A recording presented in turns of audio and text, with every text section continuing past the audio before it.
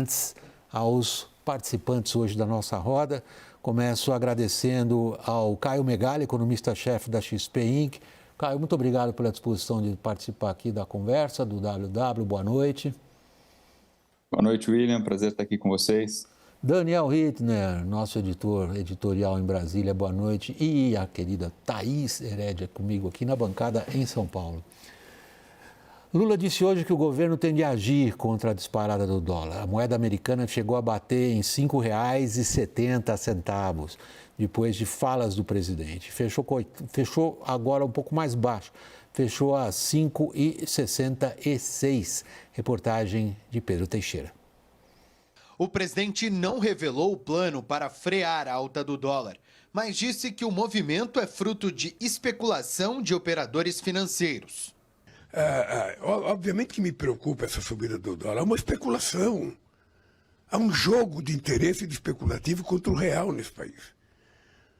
E eu tenho conversado com as pessoas do que a gente vai fazer para tomar. Eu estou voltando quarta-feira, vou ter uma reunião, porque não é normal o que está acontecendo. Lula também repetiu críticas ao presidente do Banco Central, Roberto Campos Neto, que chegou ao comando do banco indicado por Jair Bolsonaro. E disse que a instituição não pode estar a serviço do mercado financeiro. Definitivamente eu acho que ele tem um viés político. Agora, veja, eu não posso fazer nada, porque ele é o presidente do Banco Central, ele tem um mandato, ele foi eleito pelo Senado. Eu tenho que esperar terminar o mandato e indicar alguém. O Banco Central é um banco do Estado brasileiro para cuidar da política monetária. Ele não pode estar a serviço do sistema financeiro. Ele não pode estar a serviço do mercado. Roberto Campos Neto esteve nesta terça-feira em um fórum promovido pelo Banco Central Europeu, ao lado da presidente da instituição, Christine Lagarde, e de Jerome Powell, presidente do Federal Reserve. Lá, rebateu as críticas de Lula e defendeu o trabalho da autoridade monetária. I think all this narrative that the central bank has been political, I think we have to get away from that and explain what we're doing. And I think what we're doing has been very technical. The last decision was unanimous, and we now have 4 members in the board that were chosen by the current president. And I think what we need to separate it was what is the political narrative and what is the technical job that we need to do.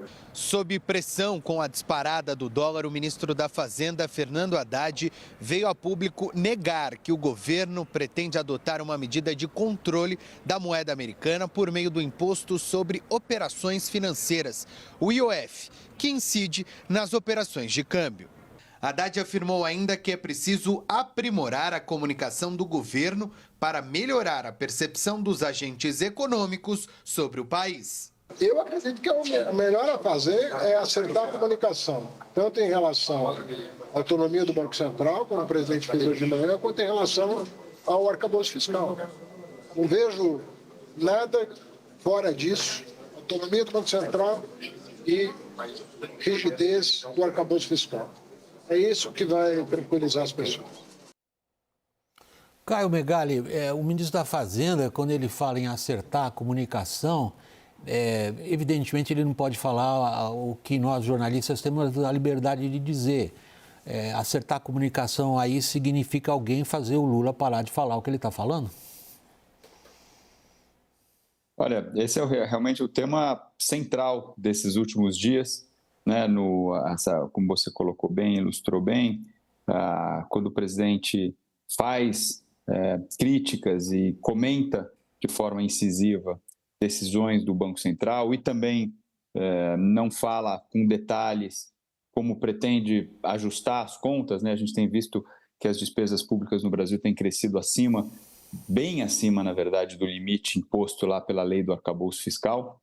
A gente sabe que alguma coisa vai precisar ser feita do lado das despesas também, para que o arcabouço fique de pé, e o presidente simplesmente não toca nesse assunto e politiza essa relação, né? E isso acaba se traduzindo num aumento do prêmio de risco dos ativos brasileiros, que nada mais é do que uma desconfiança de que, ao longo do tempo, a gestão da política econômica vai ser politizada, né? Vai ser menos técnica e vai atender, ou possivelmente irá atender, objetivos políticos.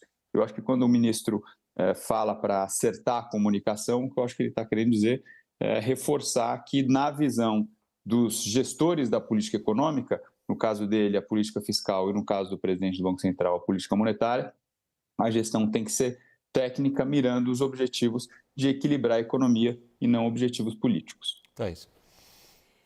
Me chama a atenção, viu, Caio, o antagonismo entre o que diz o Fernando Haddad e o que diz o presidente Lula. É óbvio que o Haddad não pode nem dar uma bronca pública no presidente, ele fez isso indiretamente, né? Está muito Agora claro. ele fez. Exato. Essa frase dele é uma bronca. É uma bronca pública, temos que acertar a comunicação no que diz respeito à autonomia do Banco Central e ao arcabouço fiscal, quer dizer, os dois pontos centrais daquilo que o presidente Lula vem desestabilizando, né, nas últimas semanas. O que na sua visão, Caio, poderia ajudar a arrefecer um pouco isso? Além de Lula parar de falar, hoje, por exemplo, surgiu a expectativa de que o Lula deveria antecipar logo o nome do presidente do Banco Central. Qual é a sensibilidade do mercado, dos agentes econômicos em geral, para a sinalização que o presidente Lula pode dar para acalmar esse clima de agora? Oi, Thaís, boa noite. Primeiro, do lado da política fiscal, como eu falei, as despesas estão crescendo muito acima do que é o limite e algumas medidas precisam ser tomadas.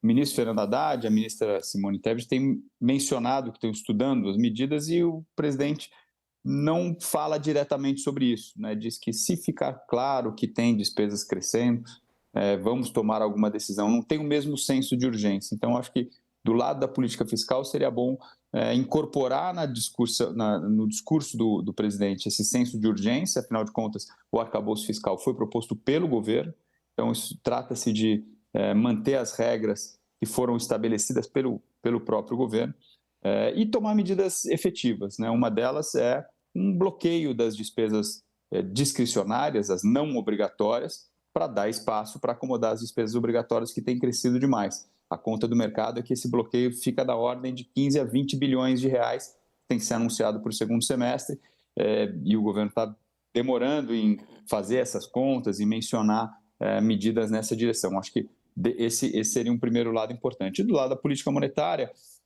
essa transição para o próximo presidente é uma espada, de fato, na cabeça. A gente não sabe exatamente quem vai ser a próxima ou o próximo presidente, qual vai ser a visão de política monetária que essa pessoa vai ter na hora de conduzir a taxa de juros, né, tomar as decisões. Muito se fala sobre o diretor Gabriel Galípolo, que está já no board, é um economista técnico, tem feito boas intervenções públicas, tem feito uma boa gestão, fez uma boa gestão na Fazenda, tem feito uma boa gestão no Banco Central. Toda vez que o presidente sinaliza que pode ser ele, o mercado entende mais ou menos como vai ser a gestão para frente, mas também ali as sinalizações ainda são contraditórias. Então, acho que dar uma clareza e maior transparência de como vai ser a gestão da política monetária depois da transição do Roberto Campos e medidas efetivas no sentido de controlar as despesas do lado fiscal, eu acho que é o que vai trazer uma tranquilidade. É o que a gente fala no mercado que só falar agora não adianta mais. O que a gente precisa são medidas mais concretas que sinalizem que a política econômica será técnica e vai buscar os objetivos de equilibrar as contas de um lado e manter a inflação perto da meta do outro. Daniel, o Caio, nós somos super agradecidos de você estar aqui na bancada conosco, porque você é, na visão do presidente Lula, a voz do mercado. O mercado, na visão do presidente Lula, é um grupo de conspiradores, conspiradores inspirados por bolsonaristas, que colocaram lá um adversário político à testa da política monetária e se empenham dia e noite em estragar o governo dele e do presidente Lula. É a visão do presidente Lula do que ele chama de mercado. A gente pode concordar ou não com essa visão, mas ele mesmo expressa essa visão quando se refere a vozes como a sua, que trazem para o debate as seguintes considerações. Espera, nós estamos olhando para o futuro. E a gente quer entender o que vai acontecer no futuro. E quando a gente ouve o que o presidente fala, a gente fica em dúvida sobre o que vai acontecer no futuro. Em caso de dúvida, deixa eu me segurar. Se eu interpretei corretamente o que você e muitos outros participantes de decisões econômicas dizem. Agora, Daniel, o ponto é o seguinte. Haddad quase dá uma bronca pública no chefe dele.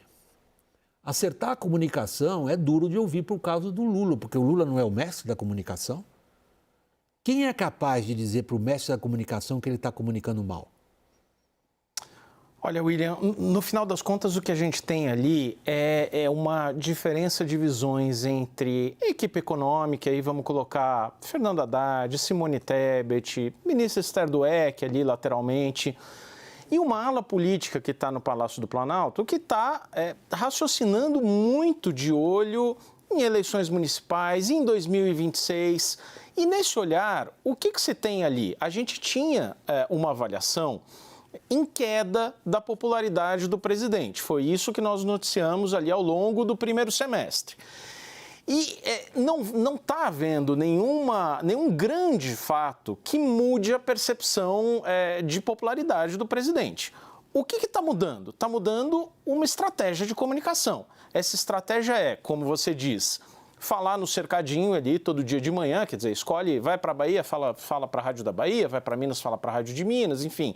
Manda um recado e dá algumas mensagens muito simplistas que podem se resumir no seguinte: banqueiros, Banco Central, mercado, vozes do mercado que conspiram inspiradas pelo bolsonarismo, jogam contra o povo.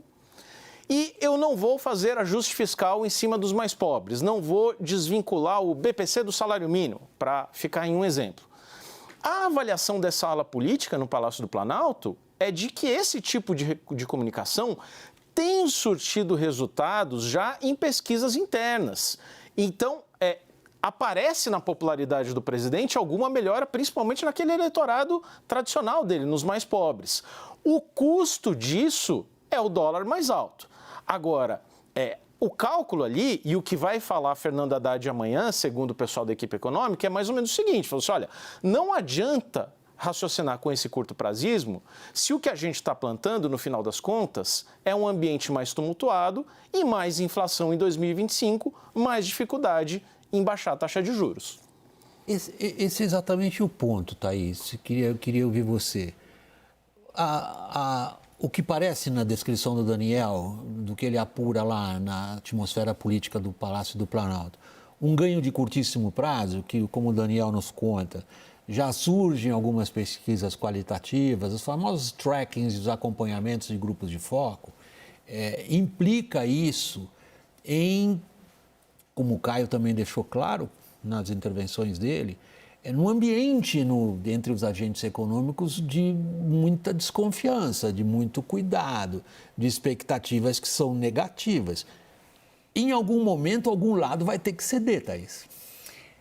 Esse momento vai chegar, William, quando esse custo, que hoje a gente fala que é a alta do dólar, mas a alta do prêmio de risco do Brasil, a abertura da taxa de juros, né? O Brasil já está pagando mais caro para colocar e rolar seus papéis no mercado. Quando isso tudo chegar na inflação, quando isso tudo chegar na sensação de que os juros não vão cair, na sensação não, na percepção de que os juros não vão cair, e principalmente quando bater na inflação especificamente, eu estava olhando aqui, o combustível já está com quase 20% de defasagem. Em algum momento a Petrobras, aliás... Por causa, inclusive, também do dólar. Exato, principalmente por causa do dólar. O movimento de alta do dólar está mais forte do que o movimento recente de alta do petróleo. O petróleo subiu bastante nas últimas 4, 5 semanas, mas mesmo assim o dólar tem um movimento mais forte. Na hora que bater na inflação, e a gente está vendo esse movimento no mundo inteiro, a população, ela não quer saber da explicação do porquê que a inflação subiu, ela não quer a inflação alta. O presidente Lula, num dos compromissos dele no fim de semana, disse, olha, eu falei do arroz, eu ia comprar o arroz, mas o preço do arroz já está caindo, o preço da comida já está caindo, o preço da bebida já está caindo. Não está.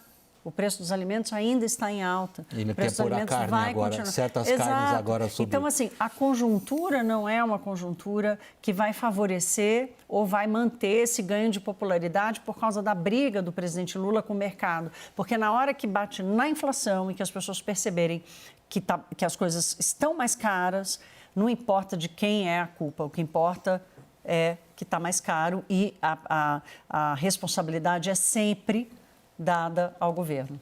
Caio, eu queria ver contigo um pouco como é que você coloca isso em perspectiva, os movimentos do dólar em relação à inflação e juros. Mas para não cortar o seu raciocínio, Caio, eu vou para o intervalo e a gente retoma o WW, a nossa conversa, logo depois da nossa primeira pausa.